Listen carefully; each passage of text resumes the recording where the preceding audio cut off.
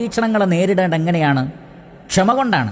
അതുകൊണ്ടാണ് അല്ലാഹു സുബ്ഹാനഹു വ തആല പറയുന്നത് ഇസ്തഈനു ബിസ്സബ്ർ, നിങ്ങൾ ക്ഷമ കൊണ്ട് അള്ളാഹുവിനോട് സഹായം തേടുക. ക്ഷമ എന്ന് പറയുമ്പോൾ പണ്ഡിതന്മാർ വിശദീകരിച്ചു 3 കാര്യങ്ങളിലാണ് ക്ഷമ വേണ്ടത്. ഒന്ന്, അള്ളാഹു കൽപ്പിച്ച കാര്യങ്ങളൊക്കെ തെറ്റുകൂടാതെ വിട്ടുപോകാതെ കൃത്യമായി നിർവഹിക്കുക. പലരും മുസീബത്തുകൾ വരുമ്പോൾ ചെയ്യുന്നത് എന്താണ്? അള്ളാഹു കൽപ്പിച്ച പല കാര്യങ്ങളും അവർ ഉപേക്ഷിക്കുന്നു. നമസ്കരിക്കാതിരിക്കുന്നവരുണ്ട്, അതേപോലെ തന്നെ മറ്റുള്ളവരെ സഹായിക്കാതിരിക്കുന്ന ആളുകളുണ്ട്, നോമ്പ് നോൽക്കാത്തവരുണ്ട്. പല നിലക്കുമുള്ള പരീക്ഷണങ്ങൾ വരുമ്പോൾ അള്ളാഹു കൽപ്പിച്ച കാര്യങ്ങളിലൊക്കെ വീഴ്ചകൾ വരുത്തുന്ന, ഖുർആനിൻ്റെ പാരായണം, ദിക്റുകൾ, ദുആകൾ ഇതൊക്കെ കൈയൊഴിഞ്ഞ് യാതൊരു അമലുമില്ലാതെ നിരാശയിൽ കഴിയുന്ന ആളുകൾ അങ്ങനെയല്ല.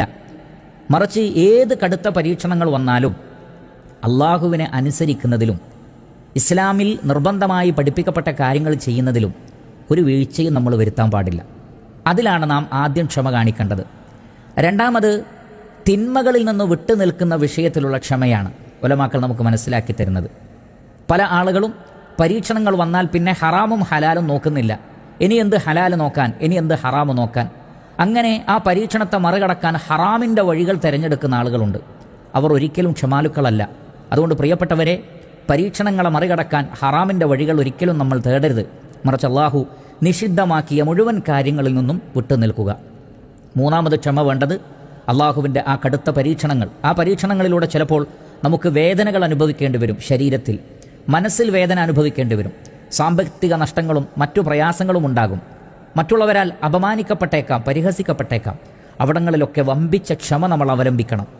ഇപ്രകാരം പരീക്ഷണങ്ങളിലും അതേപോലെ തന്നെ അള്ളാഹു കൽപ്പിച്ച കാര്യങ്ങൾ ചെയ്യുന്നതിലും അള്ളാഹു നിഷിദ്ധമാക്കിയതിൽ നിന്ന് വിട്ടുനിൽക്കുന്നതിലും നാം ക്ഷമ കാണിക്കുകയാണെങ്കിൽ അത് വല്ലാത്തൊരു സഹായം തേടലാണ്.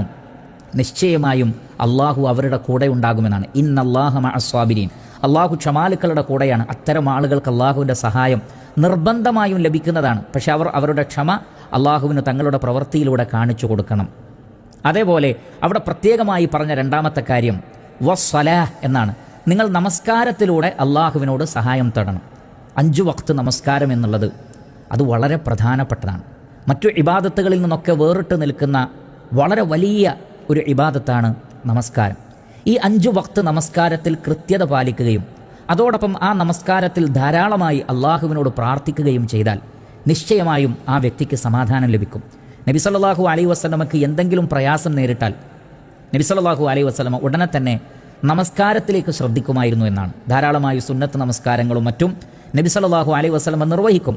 അതുകൊണ്ട് തന്നെ പ്രിയപ്പെട്ട സഹോദരങ്ങളെ, നമസ്കാരം എന്നുള്ളത് വളരെ പ്രധാനപ്പെട്ട ഒരു കാര്യമാണ്.